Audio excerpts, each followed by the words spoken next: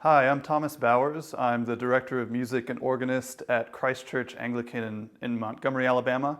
In previous years, I've worked in several different workshops, building harpsichords and also doing early keyboard restoration, whether it's clavichords, harpsichords, organs, or forte pianos.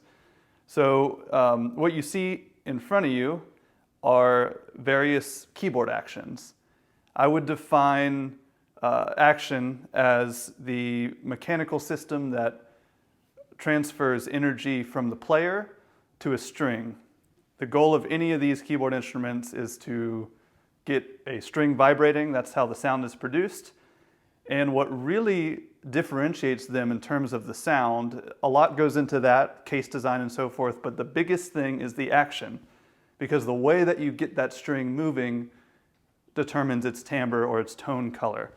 So I'll first start by showing you some clavichord keys. You might have heard of a clavichord. This was a small instrument, very quiet. These are a couple of keys taken out of a clavichord. So this is a very simple action. The way that this works is the player presses the key, which works as a lever. The back of the key rises, and this little piece of brass, that's called a tangent. The tangent slams into the string, gets it moving, and when the key is released, the string stops vibrating due to some felt on the backside. So this is very simple, one moving part, the key itself. So let's look at something a little bit more complex. The harpsichord was invented around 1450, middle of the 15th century, by an Italian physician. This action is a little bit more complicated than the clavichord. You have a key lever, similar to the clavichord. The player presses the key, the end of the key rises, but what rests on the end of the key is this little device called a jack. These would have originally been made out of wood. Many builders still make them out of wood in the traditional way, but this is made out of Delrin plastic. So the jack rises, and the string is plucked by this tiny plectrum, which originally would have been bird quill. Today we use bird quill still, but in this case it's Delrin plastic, which it does a good job of sounding like quill. So it plucks the string. It's almost like a mechanized guitar. You have a little pick, but call it the plectrum. The string is plucked, and when you release the key, the jack falls back down, and it falls to rest with the piece of felt here called the damper against the string to stop the sound. So you can see when we look at the macro shot here that there's a separate piece called the tongue holding the plectrum, and that pivots and just allows the plectrum to move around the string as it descends so that it doesn't pluck a second time upon release. So now we've got an action with a few extra moving parts compared to the clavichord action. Now, if you listen to the keyboard music of someone like Johann Sebastian Bach or Scarlatti, Couperin, Louis Couperin, so forth, their music was written exclusively for the harpsichord and the organ. The piano wouldn't be invented for several centuries after the invention of the harpsichord. It's the turn of the 18th century when a very inventive harpsichord maker, Cristofori, makes the first piano action. And he essentially makes a harpsichord, but with a different action, a hammer action. And what happens with a hammer action, similar concept at the keyboard itself. You have a key lever, the player presses the key, the back of the key goes up.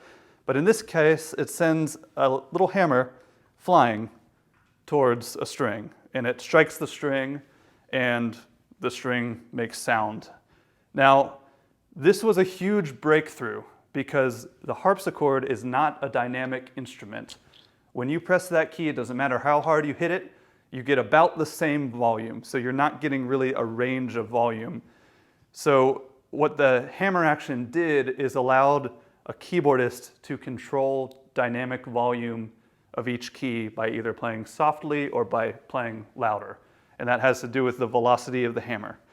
Now, this is before Industrial Revolution sort of hit the West and So things weren't standardized. You had individual craftspeople creating these instruments. There were different schools of building. You see a difference between German, Flemish, French, Italian, English harpsichords, and so forth. The same is true of early pianos. There was lots of experimentation, lots of things were changing and developing.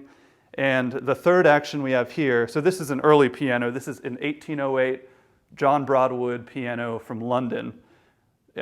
John Broadwood was a well-known piano maker. He made wonderful instruments. Beethoven, in fact, bought an instrument from him about 10 years after this one was made. So the third action we have is a modern piano action. Modern pianos, we think, are, you think of them as fairly standardized. 88 keys, usually black lacquer. The action itself, they're very similar throughout, though there's still development happening now.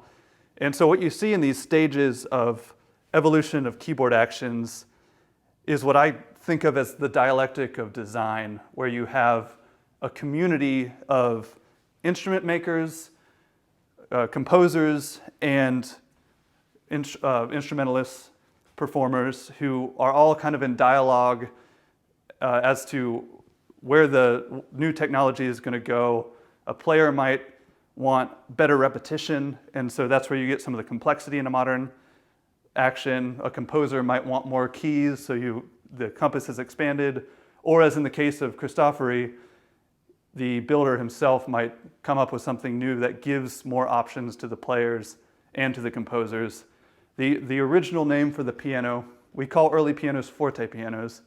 So the original name was clavicembalo per piano e forte, which is Italian for the keyboard instrument for playing soft and loud. And as you can tell, that's kind of a mouthful. So it was shortened to forte piano, which literally translates to loud soft, and then further shortened to piano, which literally is translated to just soft. But that's where that comes from, if you've ever wondered. So the difference between these is huge. And I think the way to illustrate that is, again, number of moving parts talks to complexity. So in the early piano actions, you have, in general, something like 5 moving parts per key that gets that energy from the player to the string. By contrast, the modern piano action has about 32 moving parts per note. And if you count all the parts individually, it's about 100 individual parts per note, which shows just the drastic change in technology from early piano. And a lot of those parts do small little improvements like we talked about with repetition. With a modern piano, you don't have to let the key up as far as you do to be able to repeat the note as you do in early pianos. So that's the main difference in the development of these instruments. There are many other actions from the period, both harpsichord and forte piano, that can kind of show that progression, but this is your overall move from harpsichord to forte piano to modern piano. All right, we're here at the harpsichord, and we're going to look at some specific aspects of the design, the way the sound is produced, and talk a little bit about how one is to be expressive at an instrument that doesn't have dynamics for individual notes. So I've put the action back in. The player plays the key, and the jack rises, plucks the string, and as you release, the plectrum will be allowed to move around the string because of that pivoting tongue. And then it comes to rest. And if I want the sound to end before its natural decay, I can just release the key. And it's dampened by the little piece of felt that we call the damper. So I want to demonstrate what I was talking about in terms of dynamic range. So I'll play very softly. And now I'll hit the key harder. And now I'll hit the key quite hard. It's about the same volume level for each pluck of the string. So that's the limitation of the harpsichord. That's what the piano was trying to overcome. However, with any limitations in art, it just reveals new ways to be creative and expressive, which we'll get to in a moment. I want to point out a few design details. So as you can see, it's generally shaped like a piano, but longer, lighter construction. The walls of the case are nowhere near as thick. On the piano, you have a single piece of wood that curves around the whole outside of the case. Here we have actually separate pieces of wood that have been joined together. You'll notice in a piano there's a cast iron plate that some people call it the harp. It's called the plate. That is a stabilizing element in the modern piano. That keeps the whole thing from imploding on itself from the great amount of string tension that is caused by modern music wire, which is high tensile steel wire. This is historical, very soft iron, starting here, about here in the bass, up through the treble, and the bass is brass, which is quite soft indeed. There's nowhere near the tension on this instrument that there is in a piano. So they didn't have the technology, perhaps, but also the need for a cast iron plate at this point. The wood structure, the internal bracing that's underneath the soundboard was enough to combat that tension. So this is a Flemish instrument. It has a Flemish design. These papers, this was a very Flemish way to decorate harpsichords, apparently, essentially just slapping wallpaper on there. The soundboard, as you can see, is beautifully painted with bugs and plants and birds. This is a modern instrument, but it's made in the historical style. The artistic design is also very historical. You'll find painted soundboards like this on many of the pieces from the period that we study in museums.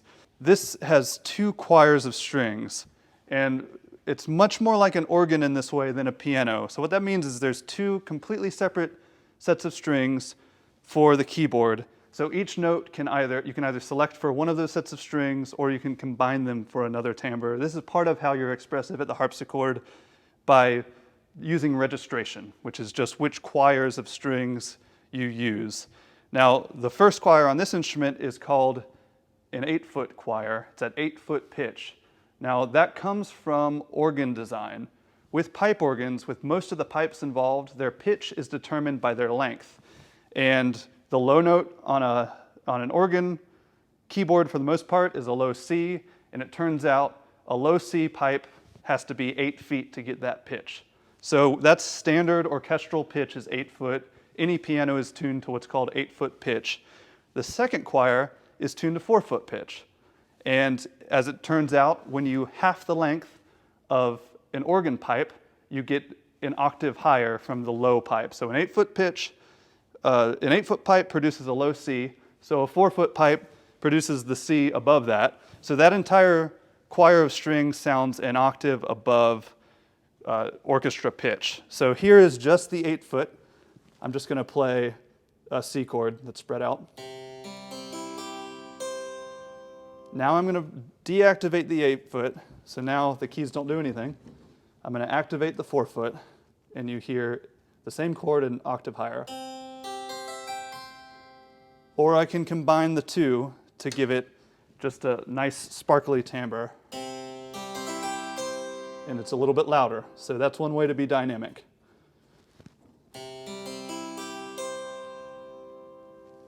So now I want to talk a little bit about the music of the period.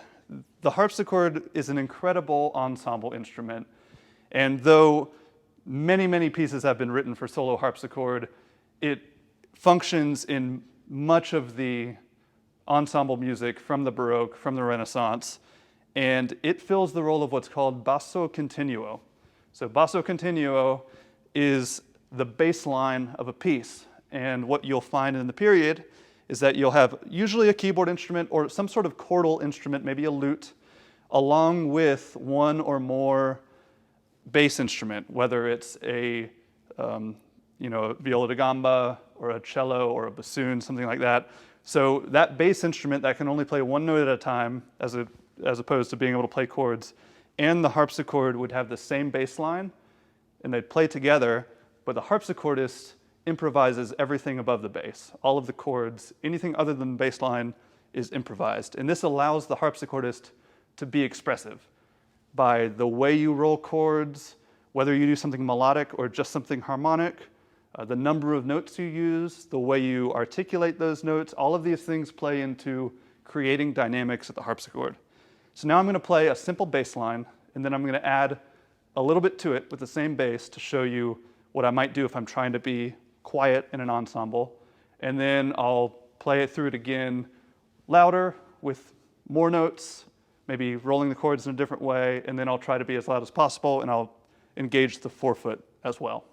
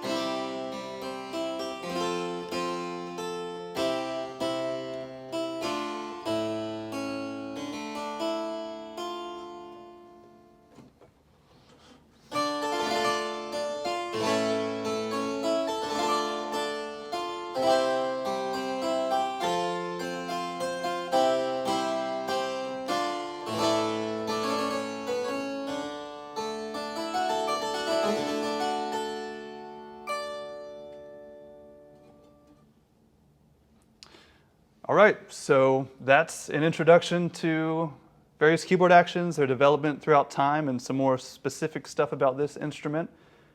Thanks for watching.